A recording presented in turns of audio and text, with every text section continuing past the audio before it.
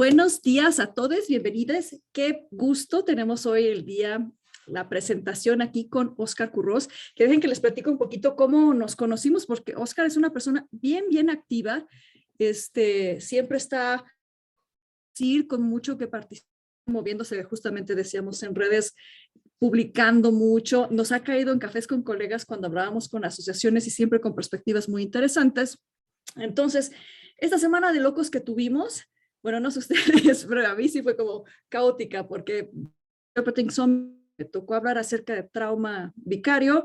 Al día siguiente empieza una guerra y al día siguiente yo estoy en la televisión interpretando a Biden con el miedo de que él vaya a decir que va a mandar soldados a Ucrania, ¿no? Todo así en un periodo muy corto. Ni siquiera te procesar o digerir. Y me encontré por ahí una publicación de que a Oscar lo invitaron a un programa. Ay, me está diciendo que mi conexión es inestable. Espero que se porte bien el internet. Lo invitaron para hablar acerca de su experiencia como periodista. Oscar es intérprete, traductor, periodista español, ponente. Hemos coincidido en algunas conferencias como en el BP Conference, por ejemplo. Para hablar acerca de la lingüística de la propaganda. Su interés tiene mucho que ver con todo esto que ya hemos estado viviendo en años recientes de la propagación de fake news y el lenguaje del odio y cómo distinguir una cosa y otra. Y si de por sí eso era sensible en épocas donde había una paz relativa, ahora que estamos, no sé, al borde, Dios no lo quiera, de una tercera guerra mundial, se vuelve como todavía más importante. Lo que me gustó mucho de la entrevista que le hicieron a Oscar fue, bueno, la perspectiva que él trae, que ya les va a contar, y aparte que está ya haciendo equipo con gente como Barry Olsen, ¿no? Para, por ejemplo, hacer un activismo muy de tierra, ¿no? Está prestándole la plataforma Escudo, ¿verdad? Sí. A la gente en Ucrania que tiene que hacer su defensa. Entonces, no nada más, me encanta ver intérpretes y traductores que no nada más como de palabras, sino de hecho están ahí, como la gente de Translators Without Borders, como la gente que está ya haciendo recaudación de fondo o haciendo traducciones voluntarias en ucraniano, en ruso. Esta parte de nuestra profesión me fascina, que haya gente que esté tan comprometida al cambio social, me parece muy bonito. Entonces el tema de lo que vamos a hablar hoy es, sí, ok, todos tenemos una postura política, una opinión y lo que sea, pero igual somos mediadores lingüísticos. Igual tenemos que caminar un camino de en medio en donde podamos ser fieles a nuestros valores, pero también podamos pasar los mensajes de una manera justa, sin sesgar de más o de menos una opinión. Es un tema bien complicado. Por eso es que te agradecemos mucho, Oscar, esta invitación, que lo hayas aceptado. Y pues ya mira, me callo. Por favor, empieza tú contándonos qué es lo que trae tu ronco pecho para compartir hoy. Hola Flor, muchas gracias. En primer lugar, saludos de la Asociación Gallega de Traductores e Intérpretes Profesionales, que fue precisamente el tema de que hablamos en el último café con colegas, ¿no? Entonces, cafecito. Y yo vengo un poco también como uno de los miembros de la Asociación Gallega, que esto es interesante, está en el noroeste de España y España está en Europa y no tan lejos de Ucrania. Entonces, de hecho, esta noche dormí relativamente bien porque parece que la amenaza nuclear está al menos temporalmente controlada, pero la noche anterior prácticamente no dormí porque resulta que las tropas rusas atacaron la central más grande de Europa y además hubo un misil que impactó muy cerca de los reactores nucleares, con lo cual les prendieron fuego y demás. Y por la noche, cuando estábamos viendo las noticias, a mí casi me da un infarto al principio, porque antes que periodista soy persona, entonces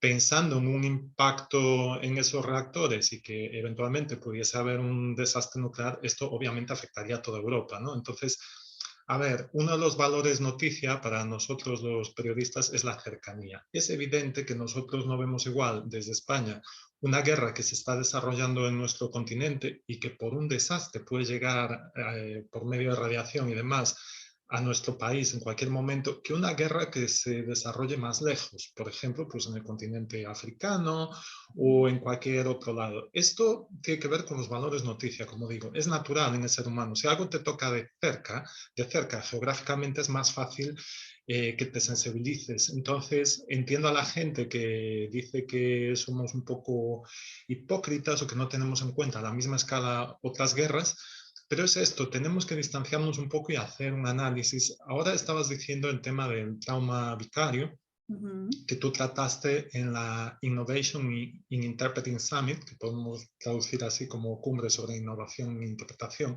Y de la misma forma que un intérprete tiene que hacer un ejercicio de distanciamiento cuando está realizando su trabajo, el periodista y el ciudadano medio también debería hacerlo, también debe distanciarse un poco porque es muy fácil dejarse llevar por las emociones. A ver, pongo un ejemplo. Yo en mis redes fácilmente podría estar compartiendo caricaturas de Putin o caricaturas de Biden o de cualquier otro de los líderes mundiales actualmente e irme a un sesgo muy propagandístico, ¿no? Intento no hacer eso porque creo que me quitaría mucha credibilidad y que no es lo ideal, pero al mismo tiempo también soy consciente de que tengo una postura como ciudadana. A mí esto me afecta muy directamente, no Claro, solo a mí como individuo, sino a cuestiones de derechos humanos con las cuales yo estoy muy comprometido, ¿no? claro. Entonces, ¿qué hacemos con todo esto? Quiero decir, eh, ¿qué hacemos a la hora de intentar equilibrar, de poner en la balanza aquello que pensamos, que opinamos el corazón y la mente en el sentido más racional y también en el sentido de buscar una cierta objetividad, si es que eso existe, ¿no? Y la respuesta está en un cierto distanciamiento, por una parte, esa especie de valla de la que hablabas tú en el tema del trauma vicario, y por otra parte, intentar ver diversas fuentes de información y que sean fiables, que sean fuentes en las que podemos confiar. Y el principal problema que hay hoy en día, curiosamente, a diferencia de lo que ocurría en el pasado, sobre todo del siglo XX hacia atrás, del siglo pasado hacia atrás, es que no es que falte información, sino que sobra. Y la peor forma de desinformación es la información en directo y continua, que nos llega todo por Internet y todo mezclado y nos llegan fake news, noticias falsas, nos llega propaganda de todo tipo, nos llega información supuestamente en directo, pero que en realidad no está analizada ni nos aporta perspectiva y nos perdemos en esto. Entonces, por eso yo no he preparado diapositivas ni nada, porque no se trata de traer un montón de información aquí, sino sobre todo, la primera cuestión es seleccionar, ponernos a partir de esa distancia en una posición de seleccionar y de poder digerir qué es la información en la que confiamos y que vamos a usar como referencia. Entonces, por ejemplo, en las últimas horas hubo un alto el fuego entre Rusia y Ucrania para poder organizar corredores humanitarios y que los civiles salieran de determinadas áreas. Ahora resulta que Ucrania ha dicho que Rusia no está cumpliendo con el alto el fuego y se ha parado aquí esta negociación y se han interrumpido los corredores humanitarios. Quien solamente haya visto que se iban a establecer corredores humanitarios no se habrá dado cuenta de que esto en realidad duró como unas 2, 3 horas, 4 como mucho, y luego ya se interrumpió. Y aparte hubo bombardeos anteriormente, con lo cual ya murieron muchos civiles. Estamos viendo imágenes realmente horribles en la prensa, ¿no? Las típicas imágenes de fotografía de guerra en la que vemos, pues no sé, a una mujer que debe ser la madre con una niña dentro de la ambulancia a la que están intentando reanimar, a gente mayor también herida por los bombardeos, etc. Entonces, solemos decir en periodismo que la verdad está más allá de los hechos. Quiero decir, hay que interpretar hasta cierto punto, hay que tener en cuenta el contexto histórico y hay que interpretar lo que está ocurriendo. Entonces, por ejemplo, se habla aquí de genocidio, ¿no? Digamos, el punto de partida o la excusa de guerra del gobierno ruso para empezar esta invasión de Ucrania fue que se estaba produciendo un genocidio, por ejemplo, ¿no? Entonces, vamos a ver, aquí tenemos que ver el contexto histórico. En los últimos años ha habido una guerra separatista en las provincias de Ucrania que limitan con Rusia, que son provincias de la antigua Unión Soviética, que la Unión Soviética y esta Rusia tan pro gran Unión Soviética que tenemos hoy en día considera como suyas, y quiere retomar, y ha habido ya 14.000 muertos en esta guerra interna, esta especie de guerra civil o de guerra separatista. Entonces, hablamos de guerra ahora, y este es un término que vamos a comentar más tarde, ¿no? Porque si es una invasión, si es una guerra, si es una operación especial, esta semántica, esta lingüística de la guerra determina totalmente cómo vemos el conflicto. De hecho, en Rusia todo lo que no sea operación especial está censurado y no se habla de guerra en absoluto, ¿no? Y es que también, Entonces, ¿qué ocurre? perdón por Sí, interrumpirte, como lingüistas, la palabra que escojas para traducir eso ya está hablando de tu posicionamiento, ¿no? Porque si sí, vas a totalmente. usar la jerga que está usando Rusia de operación militar especial, pues ya te estás poniendo como un poco de ese lado, ¿no? Y ya hablar de guerra, pues estamos del otro lado. Desde ahí empieza como nuestro autorreflexión acerca de con qué términos nos vamos a manifestar que sean como lo más objetivos que se pueda, dentro de que no existe la neutralidad perfecta, tal vez no existe neutralidad para empezar, pero en nuestra responsabilidad como mediadores, ¿no? Entonces, ahí está. En primer lugar, vamos a ir a la palabra que mencioné antes, que es un término muy cargado, muy cargado, es genocidio.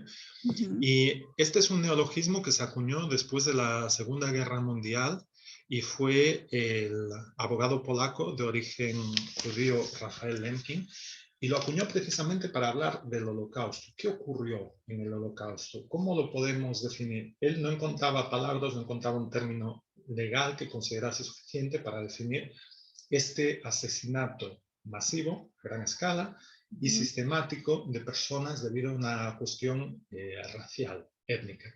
Además de algunas personas que también eran certificadas por tener pues, ciertas discapacidades, como sabemos Uh-huh. acerca del nazismo. Entonces, ¿qué hizo? Creó y acuñó este término en el 44, justo hacia el final de la guerra, y combinó el prefijo griego genos, que significa raza o gente, con el sufijo latino caedo. Genos, caedo, genocidio. Caedo es matar, Uh-huh. asesinato, ¿no? Entonces de ahí viene la palabra genocidio. ¿Qué ocurre? Este término fue una de las claves de los juicios de Nuremberg. Pero precisamente cuando pensamos en los juicios de Nuremberg tenemos que pensar en lo siguiente.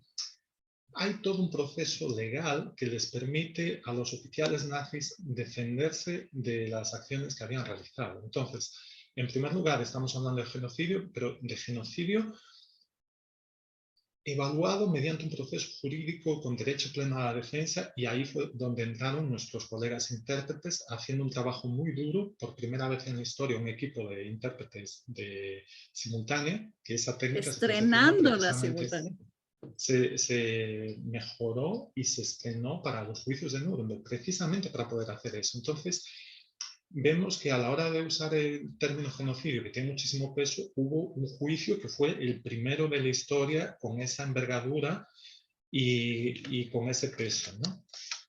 ¿Qué significa genocidio? Significa todas estas cosas que están relacionadas con el Holocausto. Entonces, pensando en los millones de personas que murieron en el Holocausto, en la metodología y sistemática nazi para asesinarlas y en el motivo racial tan claro, es muy difícil encontrar otros eventos en la historia a los que les podamos llamar genocidio. Entonces nos podemos referir, según la Convención de Naciones Unidas sobre el genocidio, que está ratificada por 152 países que incluyen a la propia Rusia, por ejemplo, a Ruanda, a Srebrenica, en el caso de la guerra de los Balcanes, en Ruanda porque hubo una guerra racial y recordemos que allí es donde mutilaban a las personas, porque no las mataban, sino que las dejaban mutiladas precisamente para que sobrevivieran con esa limitación y con esa discapacidad física, lo cual implica una gran crueldad,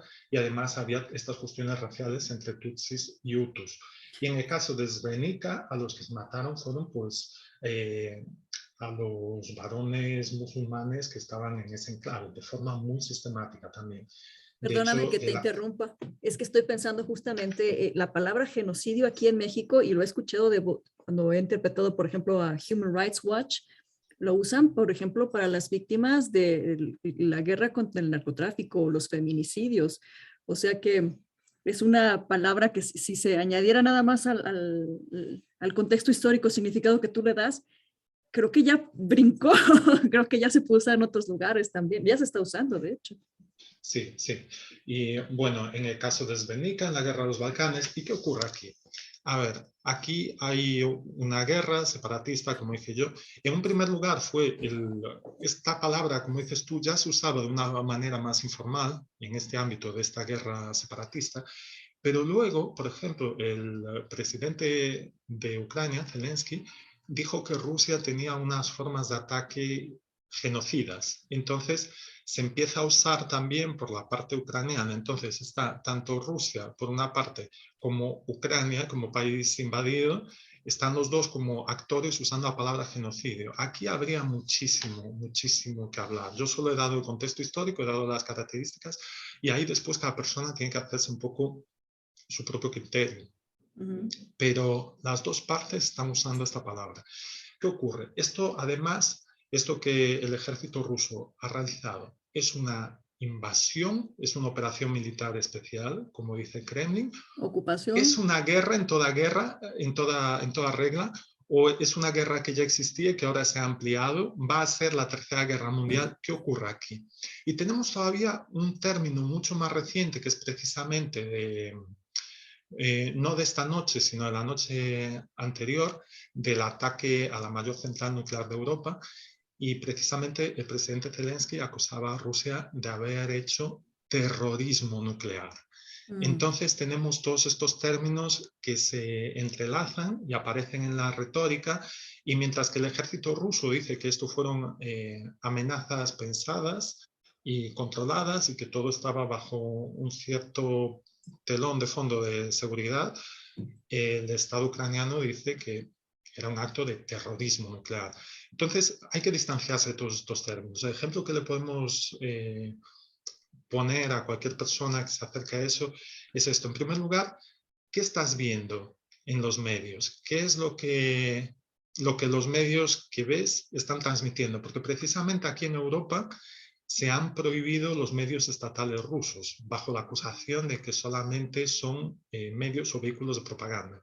Esto por una parte tiene cierta explicación porque dan las versiones oficiales de Kremlin, pero por otra parte también no deja de ser una forma de censura y de evitar la perspectiva del otro lado, porque probablemente un europeo medio hoy en día no entienda lo que una persona en Rusia está pensando si solamente ve los medios estatales y se encuentra dentro de un país en el cual por manifestarse a uno lo pueden detener y mandar a la cárcel.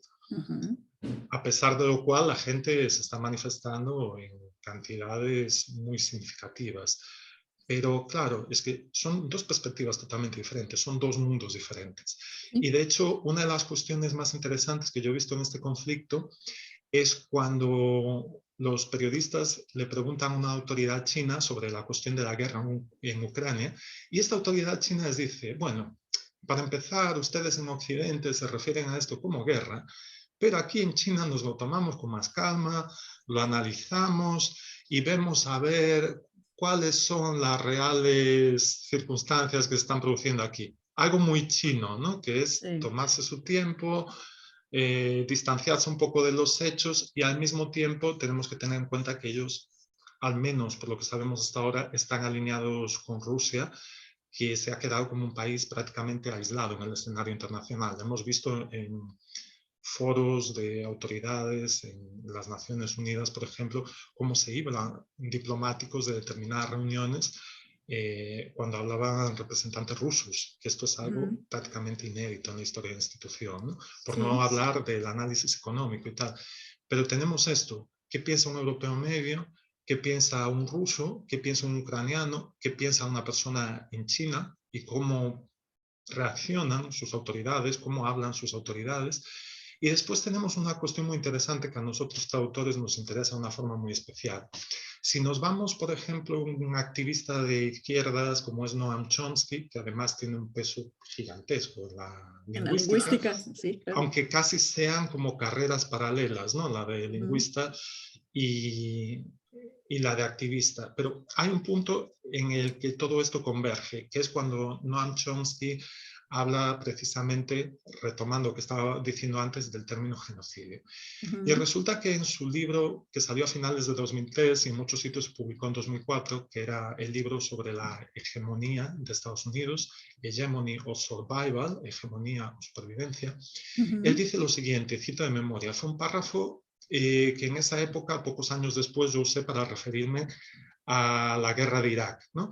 Resulta que en la guerra de Irak teníamos el precedente de la guerra del Golfo y de imágenes de patos en una especie de marea negra que se usaron de forma inadecuada, pertenecían a otro contexto y se usaron en este contexto del nuevo conflicto de Irak, ¿no? Y al mismo tiempo fue la primera guerra televisada y la primera guerra en directo. Veíamos misiles como si fueran imágenes de videojuego. Y Videojuegos, sin sí. embargo, hubo muchísima desinformación. Entonces, Ujú. en este contexto, pocos años antes fue cuando salió el libro de Chomsky, en ese contexto fue cuando yo empecé a escribir sobre propaganda de guerra y estas cuestiones periodísticas de cómo estaba cubriendo este conflicto. Y curiosamente, hoy en día, en el conflicto de Ucrania, en lo que yo llamo la guerra en Ucrania, algunas redes de televisión, por ejemplo, en Brasil, redes de alcance estatal, redes potentes, han usado imágenes de videojuegos, de misiles, como imágenes de la guerra en Ucrania. Ucrania.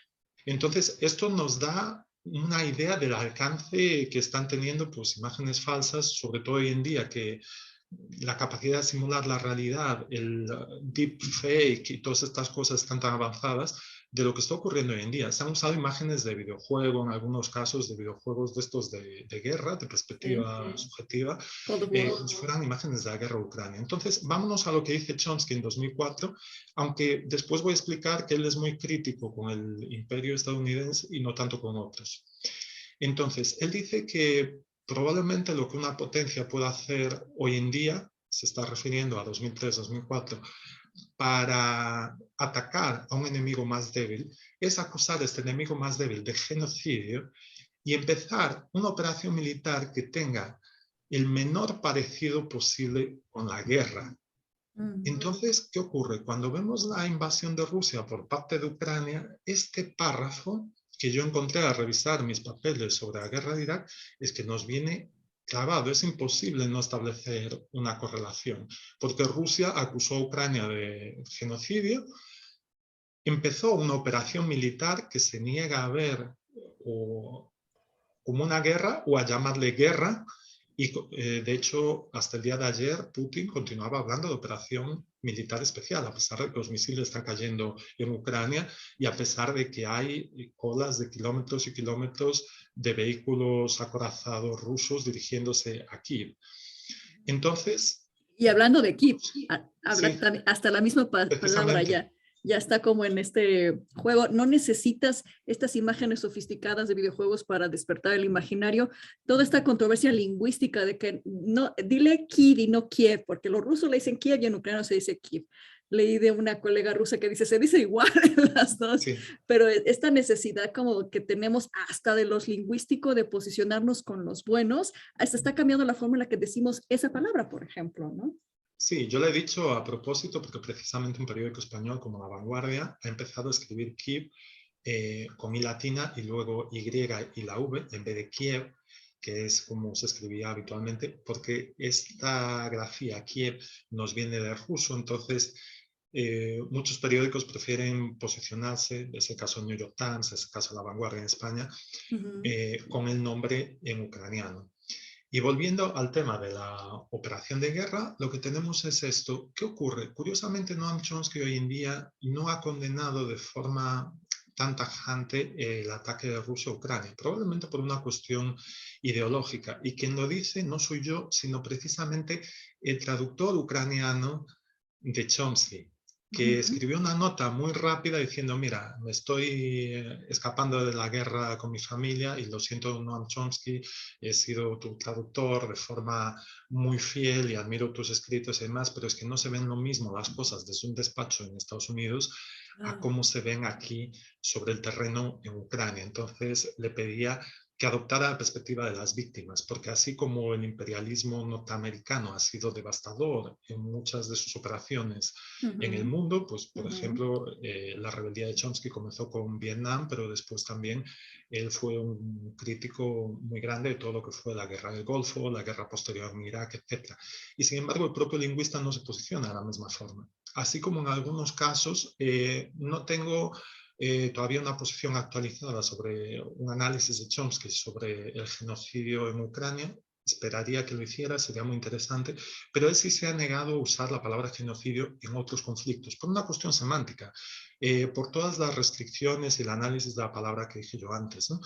Entonces tenemos que tener mucho cuidado con estos conceptos, incluso con las posiciones intelectuales, porque vemos que alguien tan crítico como Noam Chomsky, al final su propio traductor nos dice que está sobre el terreno, está en Ucrania sufriendo toda esta catástrofe humanitaria y que no ve en el intelectual esta crítica La que congruencia. esperaría a la situación humanitaria. Estamos hablando de 4 millones de refugiados que se espera que huyan del país en Europa. Estamos hablando del mayor éxodo desde la Segunda Guerra Mundial. Estas cifras pueden parecer exageradas, pero es que 1 millón de refugiados ya se han escapado de Ucrania, la mitad de ellos a Polonia.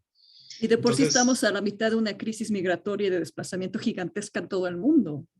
sí, sí, eso en el contexto de la crisis de los refugiados y la crisis de los éxodos globales, pero es que algo de estas características no se veía en Europa desde la Segunda Guerra Mundial. Entonces, aquí tenemos otros paralelos también muy peligrosos y muy delicados porque las dos partes en conflicto, tanto la parte rusa como la parte ucraniana, acusan a la otra de nazismo. De hecho, desde el lado ruso se está hablando de desnazificar Ucrania. Esto se ha convertido en un verbo y además en un verbo en el sentido negativo, con este prefijo des, que significa una negación, ¿no? Entonces, quitar a los nazis de Ucrania. Y por otra parte, desde el lado ucraniano, tanto desde el Estado como desde la propaganda a favor de Ucrania, se habla de Putler, de Hitler más Putin, que da una especie de puzzle, y entonces mezclan la caricatura de Putin con la caricatura de Hitler y empiezan a hacer paralelismos entre la invasión a Ucrania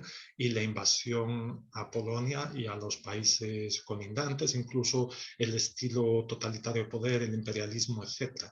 Y aquí vemos la propaganda ya a todo tren, la propaganda en plena guerra y en pleno funcionamiento. Y tenemos que hacer una distinción muy necesaria y que tiene que ser muy clara, que es la propaganda blanca es aquella que yo emito como fuente, imaginemos que soy el gobierno ucraniano y digo que Rusia, por boca de Zelensky como presidente, Rusia está haciendo terrorismo nuclear. Rusia ha sufrido tantas bajas. Por ejemplo, la Embajada Española en Ucrania, por medio de su página de Facebook, en un vídeo, en un comunicado por vídeo, por medio de una autoridad militar, decía: tenemos muchos cadáveres rusos en Ucrania, no los queremos y estamos avisando al Comité de la Cruz Roja de que los lleve a Rusia porque no los queremos aquí, hay demasiados cadáveres rusos aquí en Ucrania. Que, a ver, si la cuestión no fuera tan seria y si la persona no lo estuviera diciendo de forma tan seria, tiene hasta cierta gracia, ¿no? Por la forma de decirlo. Pero esto es propaganda blanca. Lo están diciendo en plan totalmente serio de que hay una serie de bajas rusas en Ucrania que recientemente el gobierno ruso ha reconocido que no son mentiras, las cifras no eran exageradas y esto es propaganda blanca, es muy claro. Zelensky diciendo que hay terrorismo nuclear, la embajada de Ucrania en España diciendo que hay tantas bajas de soldados rusos, etc. ¿Qué es la propaganda negra? La propaganda negra es aquella que uno emite como si fuera la otra fuente, imaginemos que sea Rusia como si fuera Ucrania, o bien Ucrania suplantando a Rusia, y poniendo determinados mensajes en la boca del otro que en realidad no lo son.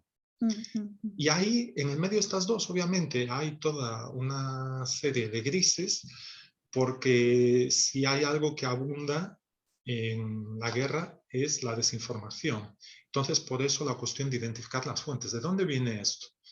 Y si consigo identificar la fuente y el real emisor, ¿cuáles son las intenciones de quien está emitiendo este mensaje? ¿Cómo está situado dentro del mapa estratégico? ¿Cómo podemos concebir en este conflicto, ¿no? del enfrentamiento Rusia-Ucrania y a favor de uno, a favor de otro, que en este caso es muy dicotómico, en este caso es muy blanco-negro, uno u otro, pero en otros casos hay muchos actores en conflicto y resulta más difícil, ¿no? Y esta es una cuestión fundamental. De hecho, hay muchos periodistas, estudiosos mediáticos que están hablando del tema este de, volvemos al principio, cómo nos referimos y qué términos usamos y en función de eso, qué conceptos creamos de lo que está ocurriendo y cómo creamos nuestra visión de la realidad, porque cómo usemos la lengua, esto genera una visión de la realidad. Y la propaganda en realidad no busca solamente apelar a la razón y crearnos estas ideas mentales, busca ganar corazones y mentes, y muchas veces va por el lado emocional. Y esto afecta a los intérpretes. ¿Viste lo que pasó, por ejemplo, con la intérprete alemana? al alemán, para la televisión alemana, del discurso de Zelensky en un primer momento, cuando decía Zelensky que Ucrania había sobrevivido un día más. Y Ekaterina, que es la intérprete ya muy veterana, doctora en estudios literarios, con mucha experiencia en conferencias de paz y este tipo de conflictos, dijo que ella no consiguió contener las emociones, porque tenemos que entender que aunque seamos periodistas profesionales, aunque seamos traductores, intérpretes, etc., antes que nada somos personas y estas cosas nos llegan. ¿No?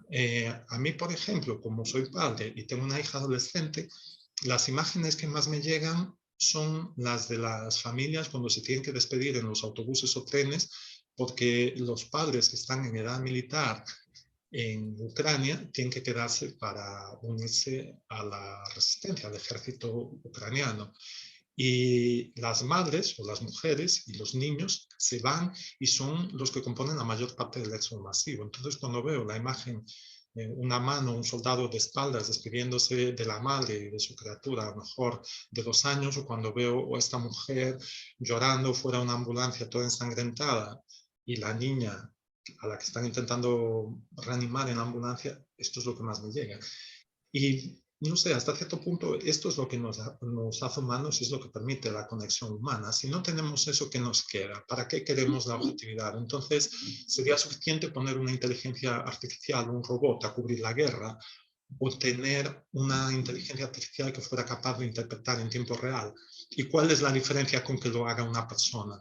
Pues la diferencia es precisamente el componente emocional, de que somos animales racionales, pero animales antes de nada, somos emocionales, somos personas. Y de hecho, esta cuestión de la interpretación se volvió a repetir cuando Zelensky transmitió su discurso por vía telemática a la Unión Europea, y también en ese caso el intérprete que estaba realizando su trabajo se emocionó, y en ambos casos después hubo entrevistas concedidas pues a Multilingual Media, en el caso de Caterina, a otros medios en general por parte de este intérprete en el caso del Parlamento Europeo, pero son circunstancias muy especiales. Hacía muchísimos años, probablemente realmente desde la Segunda Guerra Mundial, no solo que no veíamos un éxodo de estas características, sino que no veíamos un ataque unilateral de una gran potencia a un país muchísimo más pequeño y con muchísima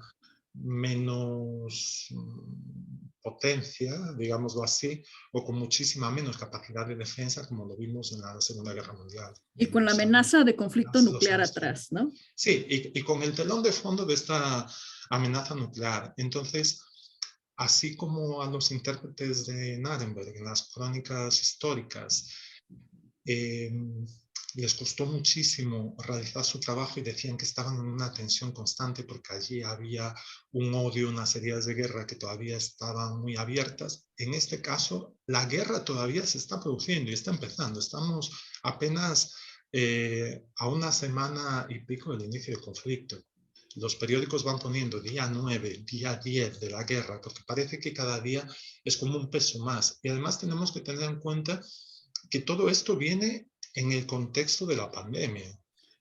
En lo que sería la cola de la pandemia, que parece que el COVID ya no es tan letal, pero había un chiste por ahí circulando por las redes, también uno de estos chistes muy serios que decía que Putin había conseguido curar al mundo del COVID-19, ¿no? Porque de repente ya nadie más se acuerda del virus. Ya Pero es que hablan.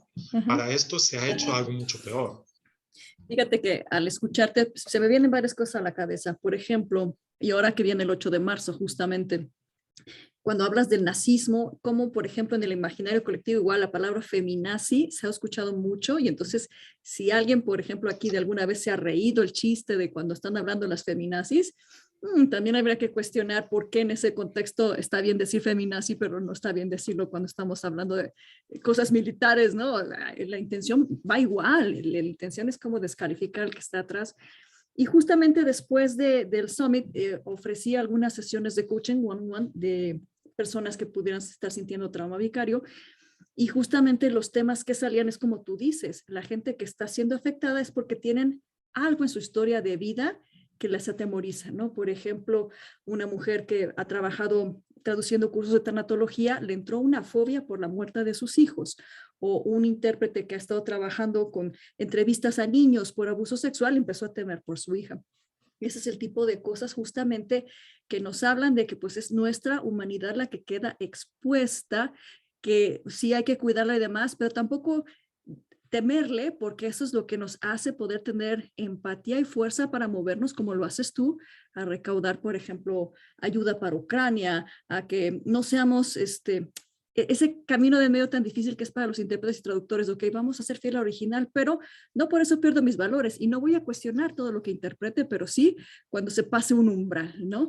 ¿Y cuál es el rol que tenemos que jugar unos con otros? Porque platicando con una colega me dijo, era una conferencia, el conferencista estaba haciendo comparaciones de las mujeres como vacas de ganado, que para producir leche, que para que no sé qué. Me enfureció tanto que apagué el micrófono y lo dije, me rehúso a hacer este comentario misógino. Su colega varón le jaló al micrófono y se puso a interpretar. Entonces la que quedó ahí como una histérica, ¿no?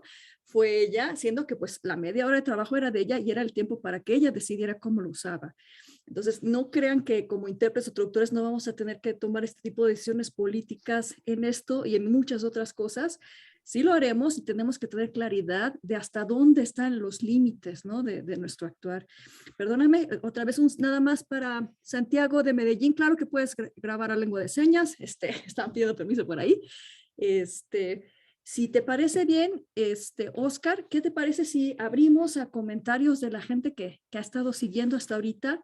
A menos que tengas alguna cosa que sea que en el tintero que te decís que te interrumpí. Sí, solo quiero, ahora que estabas hablando de estas cuestiones, quiero puntualizar un par de cosas. Una, para que un intérprete profesional, sea hombre o mujer, trabaje con un ucraniano, hay dos posibilidades. Uno, que esta persona sea nativa de la lengua y que además se haya formado en interpretación y demás, y esta persona siendo nativa ya tiene un vínculo emocional obvio con el país, o bien que haya estudiado muy a fondo la lengua ucraniana, lo cual también implica tener un cierto grado de implicación con su cultura y probablemente haber vivido en el país durante algún tiempo o haber conversado mucho con personas ucranianas. Entonces, naturalmente, hay vínculos en los intérpretes que trabajan con el idioma. Es que no hay como evitarlos, porque aprender la lengua significa también tener toda esta experiencia cultural e intercultural. Yo le doy muchísima importancia al tema de la interculturalidad y de la transculturalidad, porque al final lo que los traductores hacemos y lo que los intérpretes hacemos es un gran ejercicio de comunicación intercultural, y por eso le llamé a mi empresa así, es Intercultural con K, que es una estilización, pero que básicamente es esto. Y por otra parte, también antes de que empecemos con la ronda de comentarios, que es súper importante, también me parece esencial establecer los 3 niveles de objetividad hacia la subjetividad en el periodismo, porque creo que esto nos puede ser muy útil a la hora de hacer nuestras publicaciones. Por ejemplo, tenemos el nivel informativo, que son las noticias. Ahí nos ceñimos más a los hechos y evitamos al máximo la opinión. Esto puede ocurrir, por ejemplo, si yo estoy publicando en mis redes sociales, por ejemplo, en LinkedIn o en Twitter, que son las que uso con una finalidad más informativa, y digo que ya ha habido 1 millón de refugiados que han huido de Ucrania. Y probablemente voy a buscar algún mapa de alguna fuente de información y probablemente además voy a usar lo que llamamos fact checkers, o sea, a los verificadores de información que los propios medios tienen o a las agencias especializadas en fact-checking, en verificación de hechos, para ver esta información. Luego tenemos la interpretación, que es más o menos este nivel de conversación en el que nosotros dos estamos hablando, que normalmente sé que se produce en las entrevistas, en las que, como en cualquier interacción humana, uno intercambia hechos, pero como dije antes, la verdad está más allá de los hechos, está en un contexto histórico, está en una interpretación, porque un hecho separado, si decimos que Putin ha invadido Rusia porque le ha dado por ahí, no entendemos que hay todo un conflicto que viene desde la Décadas. antigua Unión Soviética, que Crimea le fue dada a Ucrania de vuelta después de haber pertenecido a Rusia por uno de los mandatarios a lo largo de la historia, etcétera, etcétera, etcétera. Los 14.000 muertos de esta guerra separatista en años recientes, todos estos datos en los que no me voy a meter. Entonces, esto hay que interpretarlo. Y luego está la opinión de uno. Entonces, yo en la opinión me refugio a veces en el sentido de decir muy claramente que soy yo y en una publicación decir, por ejemplo, yo soy un ciudadano europeo y tengo orgullo de ser europeo y de que Europa haya puesto determinadas sanciones en práctica en esta situación. A mí lo que me parece que es muy importante es que seamos honestos y que pongamos muy claramente, que definamos muy claramente en qué nivel estamos actuando. ¿Estoy dando información, estoy interpretando o estoy dando mi opinión?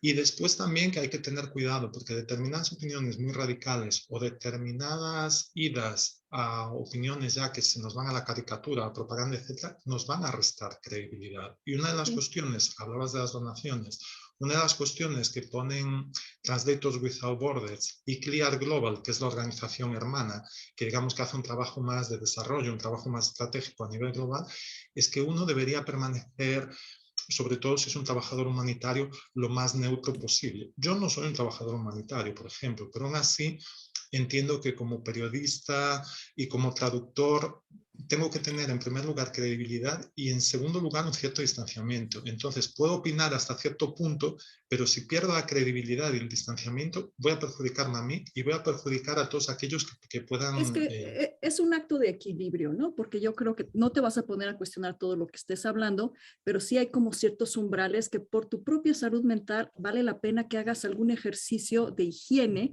para que no te afecten a ti. Por ejemplo, me tocó interpretar hace unos días una intérprete, estaba yo con una intérprete americana que tuvo que pasar al inglés la palabra faggot.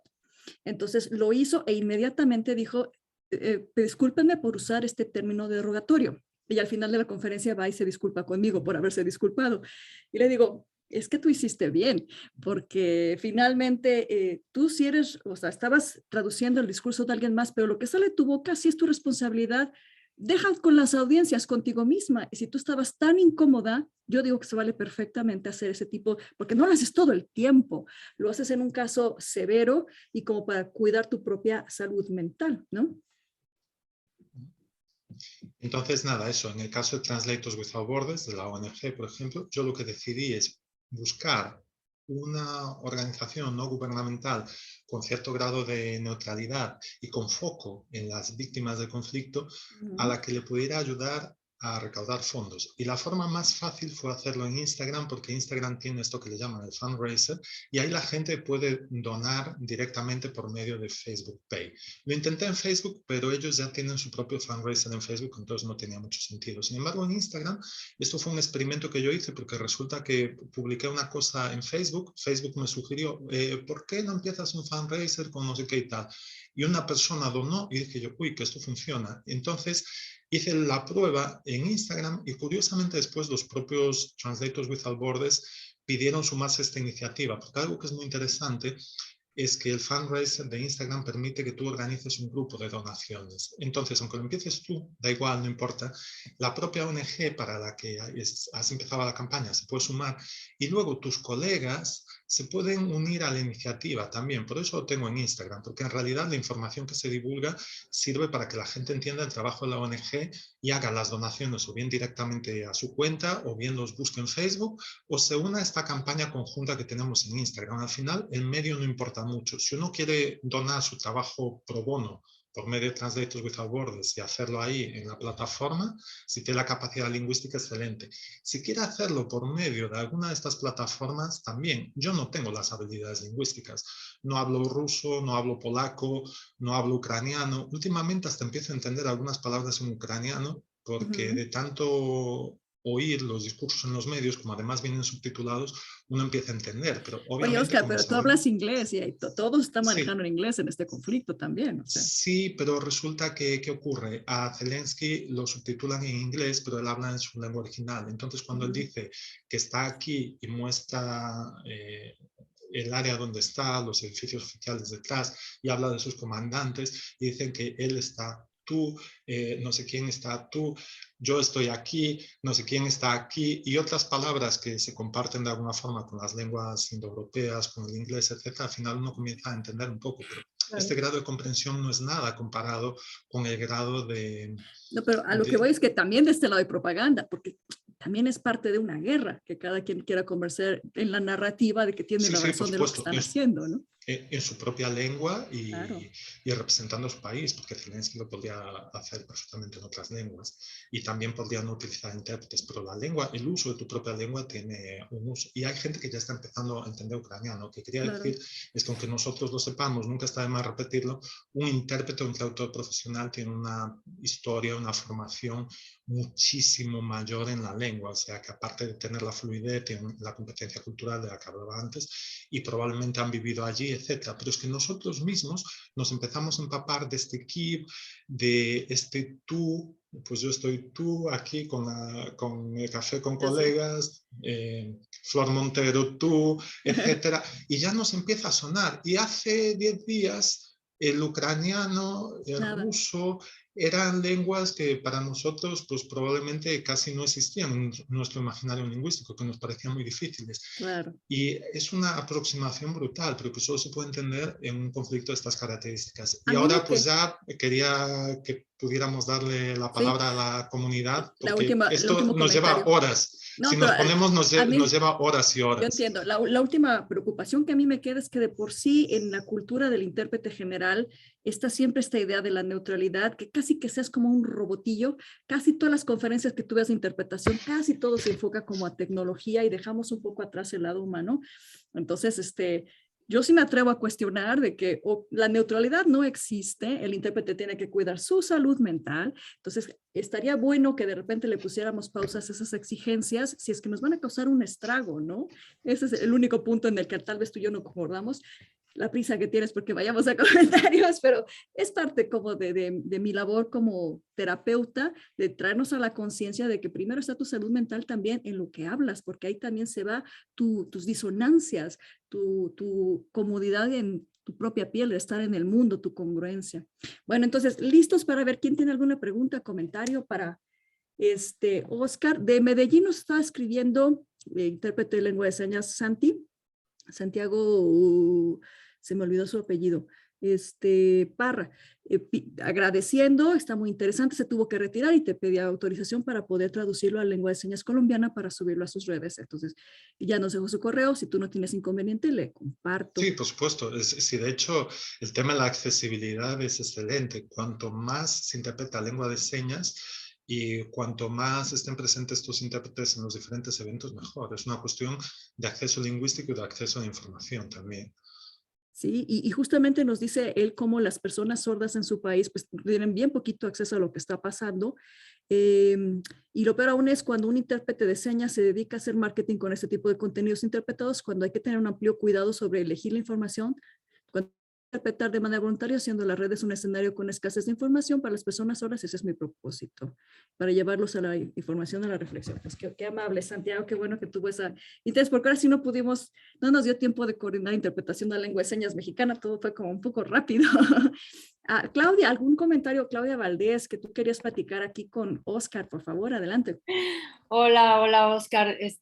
Bueno, el comentario básicamente pues es que me parece sumamente interesante todo lo que dices. Yo la verdad no estoy muy relacionada en estos temas de vanguardia. Lo que yo hago pues, son otras áreas, pero vi tu live, tu entrevista precisamente hablando de esto y vi entonces cuando te convocó Flor y la verdad para mí es un privilegio compartir con ustedes que son los que pues en realidad son los que estiran las riendas de la realidad de que estamos viviendo, ¿no?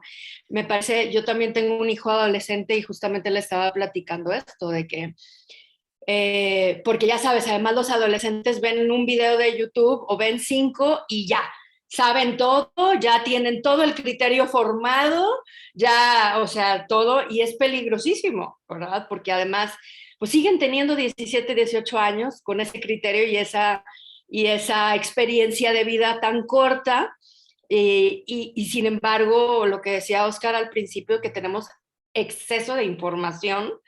Entonces me tomé inclusive la libertad, me pareció sumamente interesante lo que presentaste y lo que presentó este señor se me fue su nombre ahorita, pero el que te entrevistó, de todas estas imágenes de los videojuegos, de otras guerras, de otras invasiones que las presentan como verdaderas y como actuales. Entonces, la verdad se me hace sumamente interesante lo que hablan. Y también opino un poco como Flor, no me ha tocado estar en esta situación en donde yo tenga que poner un límite, afortunadamente, porque sí es una disyuntiva importante, ¿verdad? Entre traducir, pues realmente llevar el mensaje que el ponente quiere transmitir, pero pues cuidarte tú, ¿no?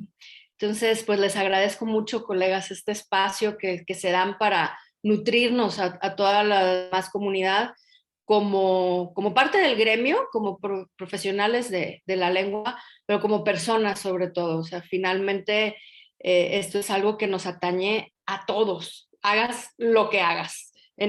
Si vives y existes en este momento, en este planeta, lo que está sucediendo te incumbe.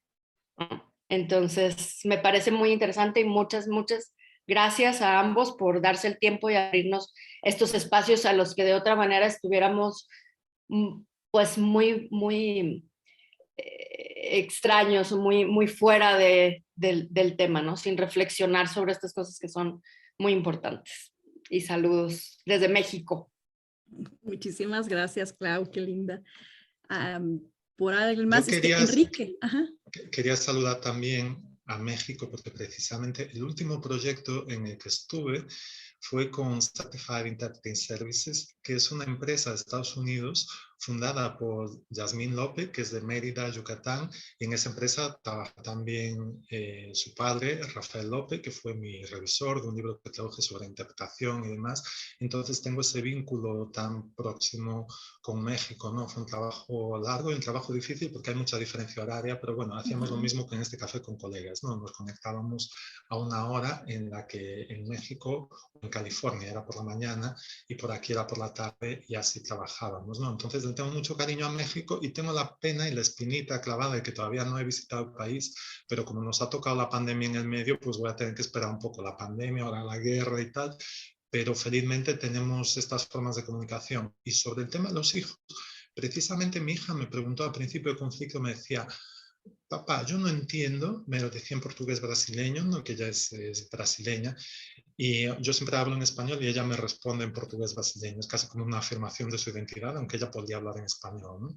Y me decía que ella no entendía esta guerra y que me decía, pero ¿cómo es posible que en estos momentos históricos, me decía, ¿cómo es posible que ahora, papá, haya una guerra de este tipo que parecía una cosa como de antes? No entiendo qué está pasando. Y precisamente ahí me di cuenta de que mi hija había crecido, de que ya era adolescente, de que ya estaba teniendo clases de política, de historia, una serie de cosas, de que ya, en fin, tenía una edad de comprensión y empecé a comunicarme de otra forma con ella. Y empecé a mandarle incluso algunos de los materiales que yo produzco en mi mente para los adultos, ¿no? Sobre el tema de la guerra. Evito a veces algunos de los más duros porque si me siguen en Twitter verán que a veces pues pongo algunas cuestiones de las víctimas que pueden herir la sensibilidad de cualquier persona, ya no digamos un adolescente. Pero sí, empecé a tener otro diálogo y me acuerdo de Fardad Zavetian, del CEO de Kudo, cuando fue a la manifestación en Times Square de Nueva York, que él decía que les estuvo hablando a los hijos durante el viaje a la manifestación en el metro de cómo él pasó sus primeros 8 años de vida como un niño en el contexto de la guerra Irán-Irak.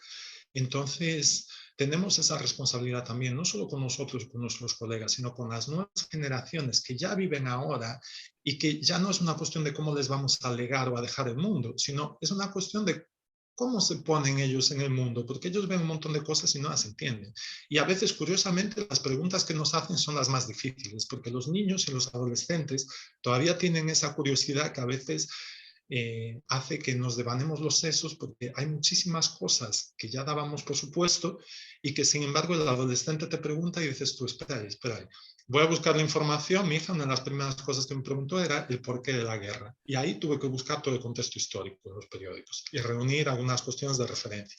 Y a partir de ahí empezar a explicarle por qué yo creía que alguien de repente podría empezar una guerra imperialista al estilo de la Segunda Guerra Mundial o del siglo XX, que en este contexto actual, con economías hiperconectadas y demás, no se entiende mucho. Entonces, prestenle mucha atención a los niños y adolescentes porque tenemos ese deber moral de dialogar con ellos y en este caso sí de ser mediadores culturales y mediadores generacionales también. Claro, súper. Muchas gracias. Enrique, ¿te harías un comentario? Gracias por cederme el comentario. Tengo muchos comentarios. Antes que nada, lo quisiera comparar esto, aunque no hay comparación al respecto, en las diferentes perspectivas. Por ejemplo, me voy a referir a lo que es una problemática, violencia familiar, en comparación, y tú que eres psicóloga, Flor, violencia familiar con el de una guerra. Perdón. Por ejemplo, si alguien está viviendo una violencia familiar con su padre o con su madre, pero por ejemplo, voy a poner el caso del padre, y luego esta persona le pide ayuda a la otra persona, no va a ser comprendida. Esto es un grado menor, nada que comparar con lo que está sucediendo en la actualidad, pero es una analogía que me vino a la mente en el momento cuando estaba hablando Oscar. Y es cuestión de perspectiva. Por ejemplo, lo que sucede con el traductor de Chomsky. Chomsky lo veía desde un punto de vista neutral, de mayor calma, mayor neutralidad, etc. Por otro lado, el traductor ucraniano lo veía desde una parte, y el genocidio, ese término, una palabra tiene múltiples contextos. Se le puede dar un término exacto, hay una terminología semántica en cada palabra que define algo por algo predeterminado, pero también lo que influye mucho es lo cultural, como lo que estaban mencionando ustedes. Y también lo cultural, puede haber muchas ambigüedades y es donde se generan muchas veces entre el ser humano lo que son los malos entendidos, que por eso llega a haber un poco de disrupciones. Y el adolescente, como decían, sí hace preguntas más analíticas. Yo soy muy cuestionador, yo soy analítico en ese aspecto, no analítico de ponerme como robot, el tipo analítico. Yo tengo conocimientos acerca de los tipos de personalidad, los de Myers-Briggs, que es un tema un poco más largo para tocar en este momento. Yo lo considero mucho, no soy de ese tipo analítico, pero sí en analítico cuestionar el por qué, el más allá a fondo. Y sí me he puesto a ver, se le pueden llamar videos en... No me estoy riendo, sí, no, sí, serio, videos en Facebook acerca de lo que es la guerra en Ucrania. Yo soy imparcial en ese aspecto y una vez llegué a publicar algo sobre la vida de Putin. Hasta me dieron ganas de hacer un comentario al respecto, pero sería un poco delicado porque yo tengo incluso contactos ucranianos en Facebook. Pero lo que muchas veces me he puesto a ver desde la vida, discúlpenme, no sé si puedo hacer un comentario, es un poco delicado. Es un poco delicado, pero lo que sucede muchas veces con muchas personas que son los que se les pueden protagonizar, por múltiples aspectos también los voy a incluir, de la guerra, es el que promueve la guerra, es porque en el fondo desde su niñez no ha tenido amor y no ha tenido cariño. Y en el fondo lo toma desde una postura, se le puede llamar, ideológica, a través de una ideología nacional.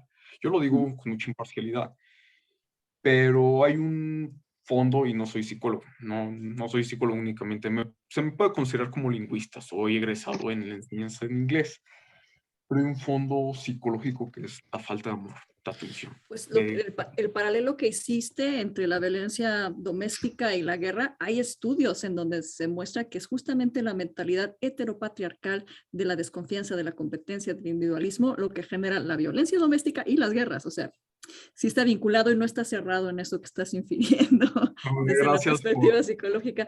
Penélope, perdón, es que se nos va a acabar el tiempo. Muchísimas gracias por comentar, Enrique. ¿Tienes alguna pregunta o comentario para Oscar?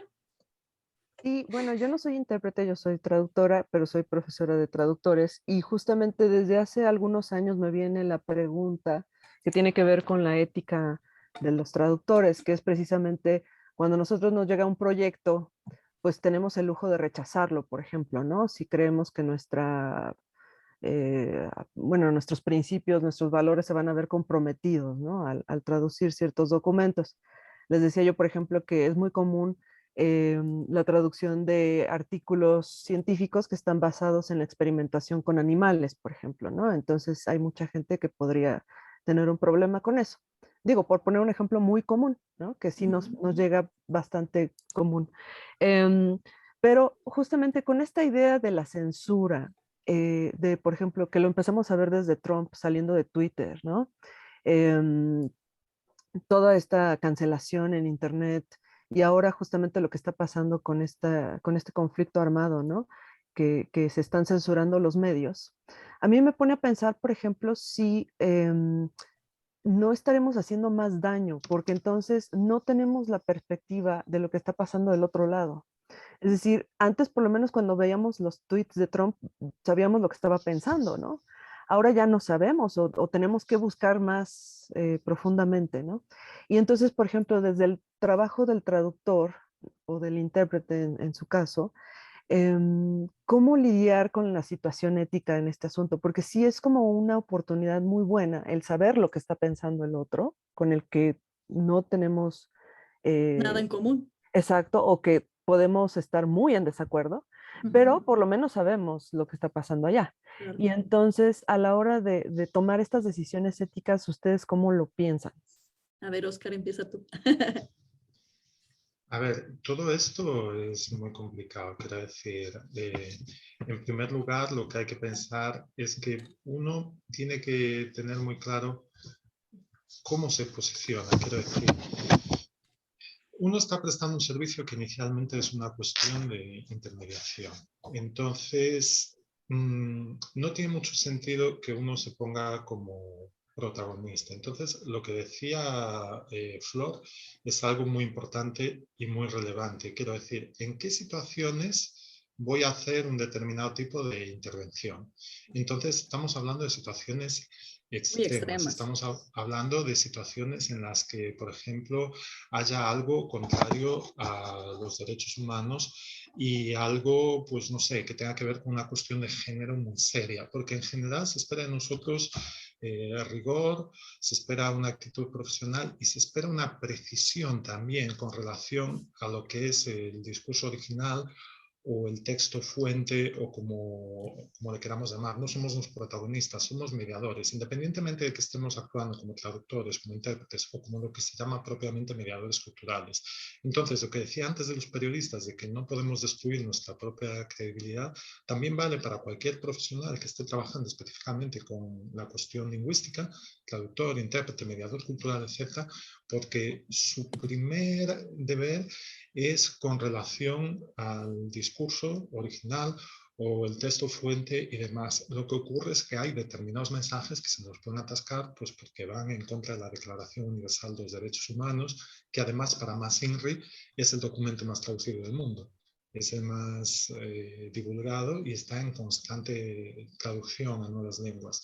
Entonces ahí es donde establecemos los límites. Es como, pues no sé, por poner, ya que estamos hablando de guerra, un caso extremo es cuando, por ejemplo, en determinadas guerras se le pide pues, a una persona que mate a alguien de su familia. Hay cosas que uno moralmente no puede hacer y de la misma forma que no va a querer matar o hacer cosas, hasta yo diría que peores, que no voy a nombrar aquí, con un miembro de su familia, pues tampoco se va a asesinar a uno mismo moralmente pasando por cosas que no pasaría en su vida normal.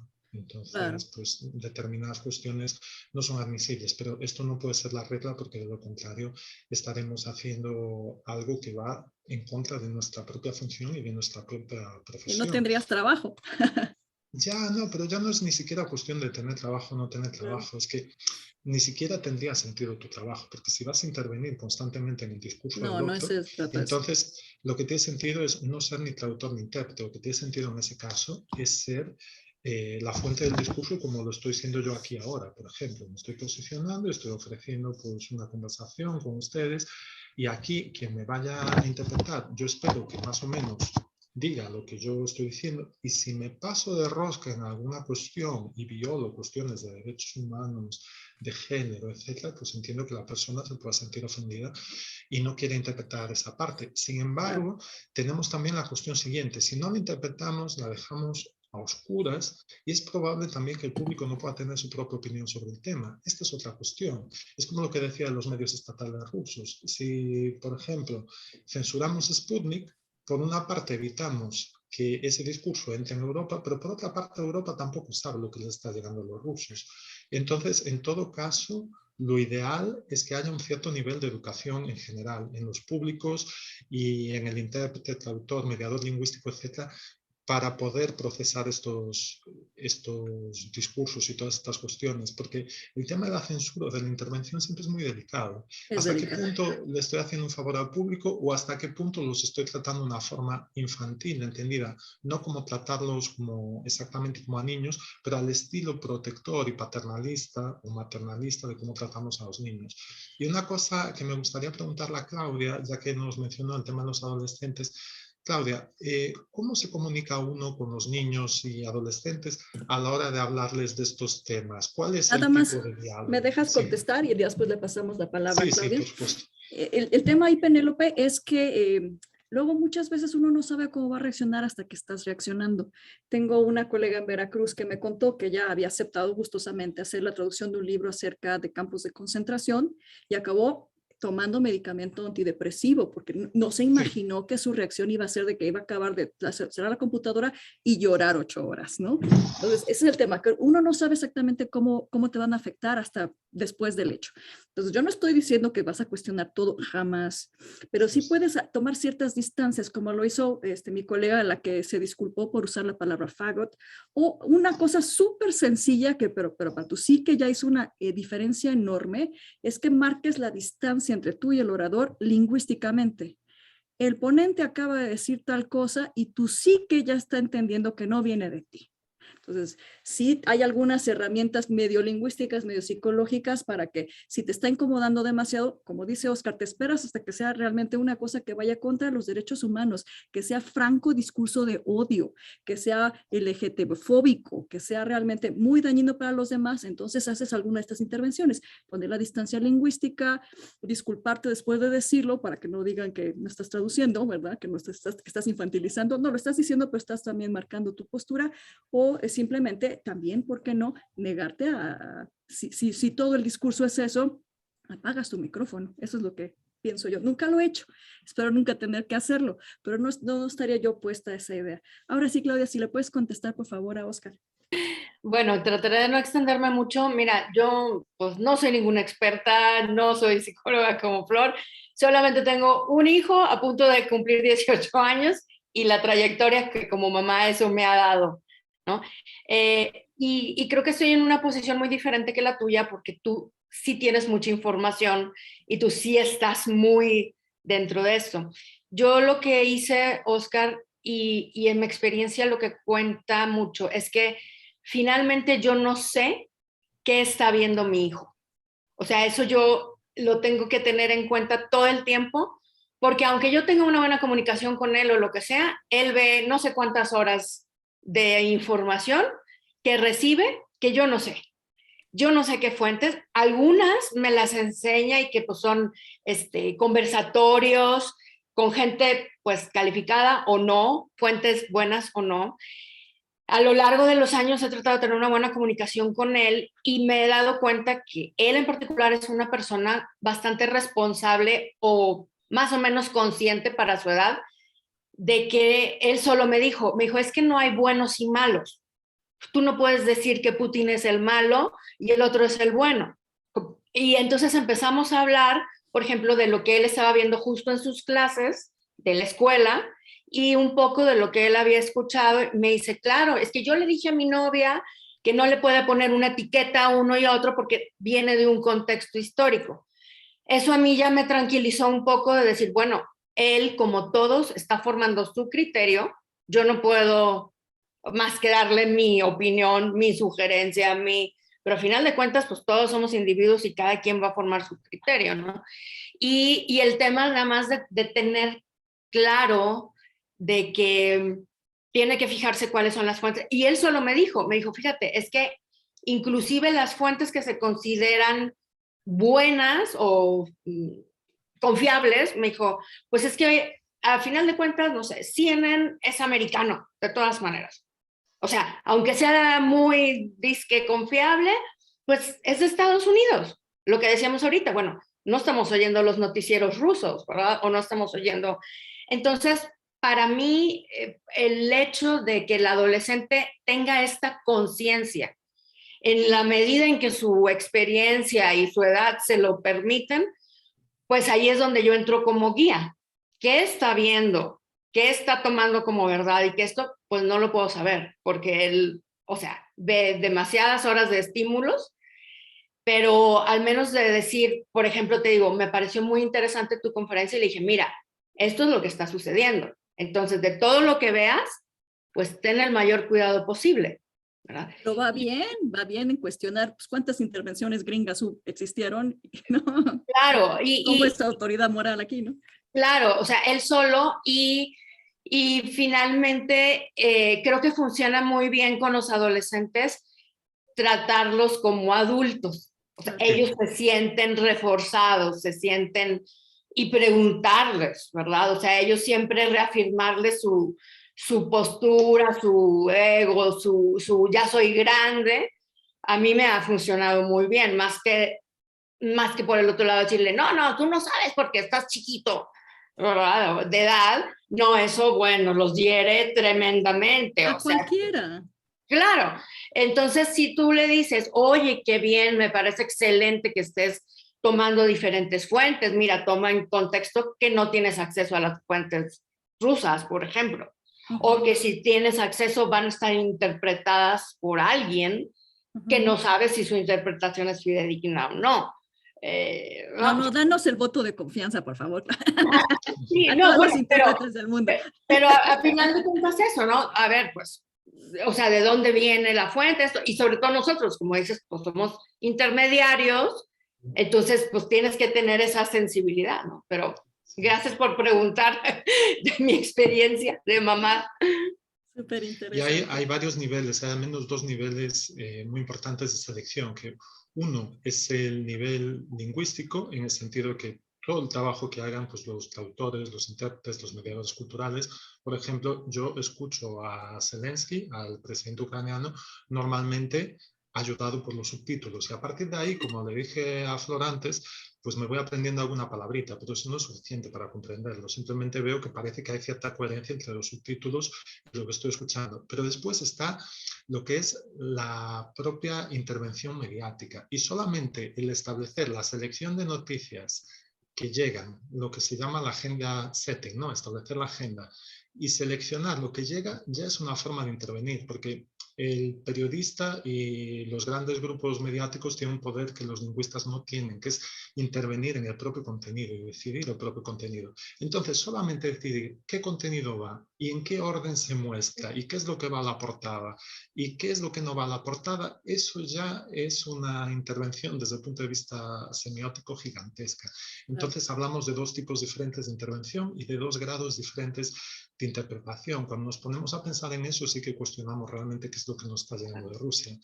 Porque si ponemos algo de sus medios, es una cuestión, pero si además pues los prohibimos o si además mediamos esos medios, o sea, lo que llega a mediación, pues nosotros le damos una capa más, digamos, de oscuridad con relación al contenido original, que es traducirlo, interpretarlo, etc. Además, ponerlo en un determinado lugar, en la portada, en primer lugar, en un informativo audiovisual, en último lugar, y citar sus palabras y demás, eso es un grado de elaboración mucho mayor. Entonces, si además no estamos sobre el terreno ni conocemos los países, corremos el riesgo incluso de volvernos un poco locos, porque si empezamos a cuestionar eso decimos, ¿y yo hasta qué punto tengo una idea cabal de lo que está ocurriendo? Y de ahí viene la necesidad de confianza, de que uno confíe en determinados medios, porque si no, como digo, se vuelve loco. Si uno se empieza a cuestionar mucho, dime, Claudia.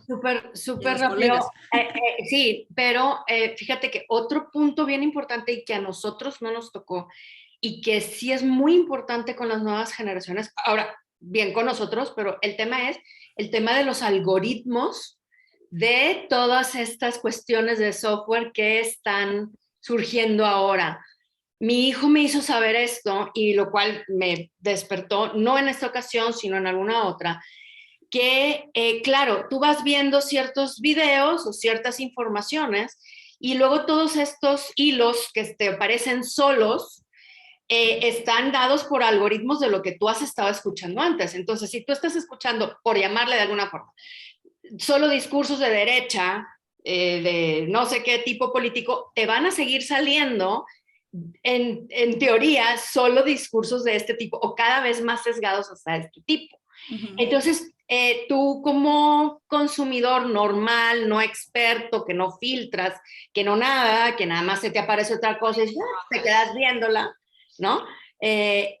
Quizá no estás consciente de que se te están apareciendo este sesgo y lo tomas como el universo total de lo que hay ahí afuera porque no estás haciendo esta selección consciente. Lo y que eso se trata de el documental de El dilema de las redes sociales, ¿no? En Netflix. Exacto. Entonces, creo que también en particular con las nuevas generaciones, con los adultos, pero también con las nuevas generaciones, hay que hacer como este énfasis en decir, a ver, tú, si quieres estar realmente informado, tienes que buscar y no depender de lo que se te aparece, porque lo que se te aparece va a estar cada vez más sesgado, más sesgado, más sesgado, más sesgado, y no puedes tomar esto como el universo de la información que hay.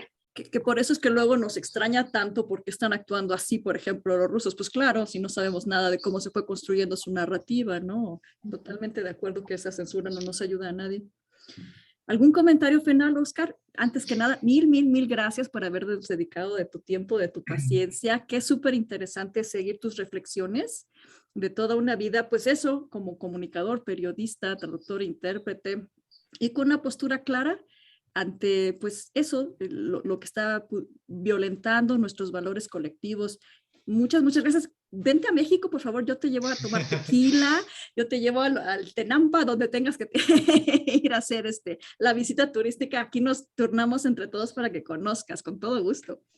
Sí, me encantaría. Y también es un gusto hablar desde este punto de vista que tiene una intersección tan fuerte con la psicología y con la salud mental, porque este es un tema que por cuestiones personales y por cuestiones profesionales me interesa muchísimo. Por cuestiones profesionales, porque no hay como separar la comunicación del fenómeno de la empatía, de todo lo que es la cuestión humana, por eso hablamos de humanidades, y por otra parte por mi historia personal, porque yo también he pasado por innumerables dificultades y esto me ha llevado a consultas, terapias, etcétera, que a partir de eso me he dado cuenta de que me conocía muchísimo mejor a mí mismo que antes de empezar todo este trayecto, ¿no? Que más o menos es el mismo tiempo desde que empecé la carrera de periodismo, porque en la carrera de periodismo conocí a una persona que me marcó mucho, que me indicó el camino de las terapias, el camino de la exploración de la salud mental, del autoconocimiento, y desde entonces lo llevo en paralelo, ¿no?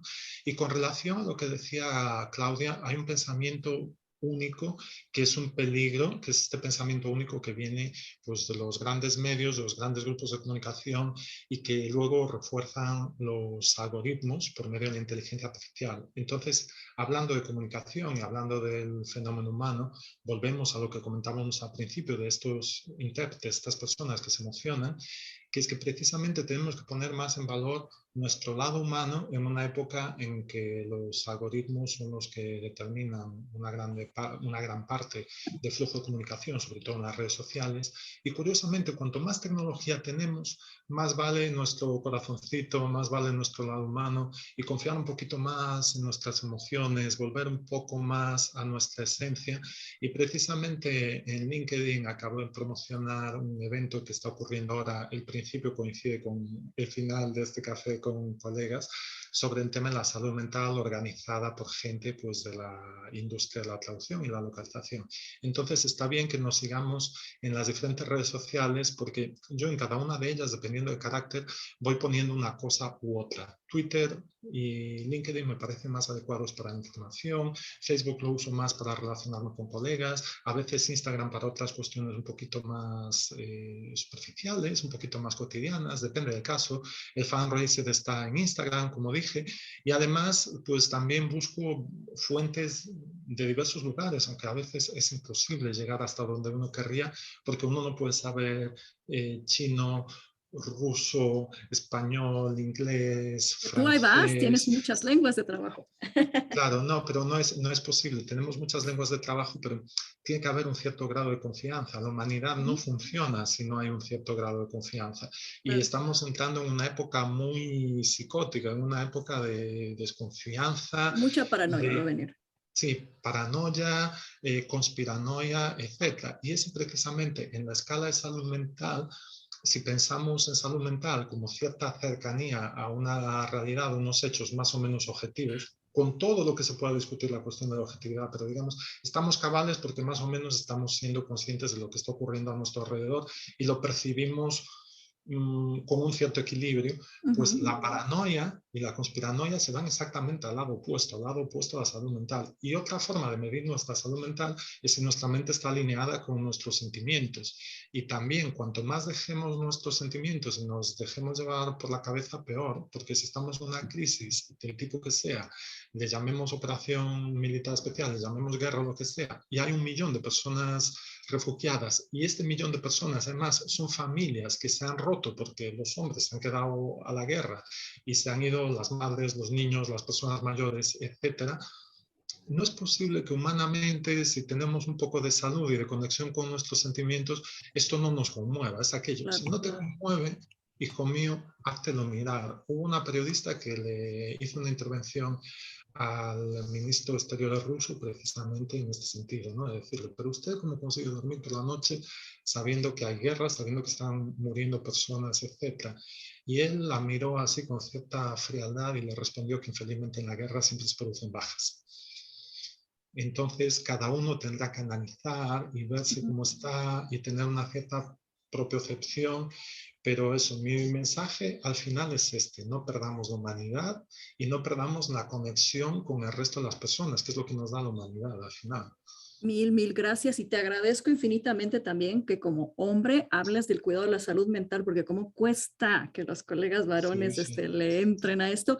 Y justamente si queremos ser lo más objetivos, neutrales que se pueda, tienes que trabajar contigo mismo para que veas dónde están tus sesgos, para que veas dónde están tus heridas, tus miedos, qué es lo que pudiera sesgar tu interpretación o tu traducción para mal. Entre más te conozcas tú, más claridad puedes para hacer esa separación. Esto nos daría para un tema, para otro evento Otro que podemos café. tratar en otro momento. Con Y gusto. les digo precisamente usando ese plural de ustedes, como usan ustedes en México, para apropiarme culturalmente un poco de la variedad mexicana. Yo estoy en un grupo de Gestalt, que es un taller que se hace solamente una vez al mes, y todas mis compañeras son mujeres. Entonces realmente el tema de género es impresionante. Voy a la escuela de yoga y estoy yo solo. Voy a la escuela de Gestalt y estoy yo solo. Y es verdad que yo, por mi forma de criarme, por unas ciertas características, siempre he estado en ambientes muy femeninos y sintonizo mucho con ese lado. Tal vez pues apego a la madre, podemos analizar 1000 cosas, pero digo yo, ¿qué le pasa a los hombres? ¿Qué les pasa a los hombres, en Occidente sobre todo, que no se acercan ni al autoconocimiento, ni al trabajo personal por medio del yoga y otras disciplinas? Sí, la y demás? ¿Qué violencia. les está pasando? Sí, que no hay una reflexión sobre el autoconocimiento, que parece que no hay interés en la propia vulnerabilidad. Y eso es lo que nos hace más vulnerables. Cuanto más duros nos ponemos, cuanto menos nos interesamos pues, por las terapias en grupo que nos permiten experimentar, hacer experimentos sobre nuestros comportamientos, cuanto menos nos interesamos por el yoga, por la flexibilidad, por la meditación, etc., más vulnerables somos. Y precisamente eso es lo que está ocurriendo en la guerra, porque al final se está dejando a los hombres ahí. ¿Por qué? Pues porque son hombres, porque en realidad gente en esa edad que no ha recibido una instrucción militar profesional podría ser hombre o mujer. Probablemente en muchos casos las mujeres estarán más preparadas para enfrentarse a la guerra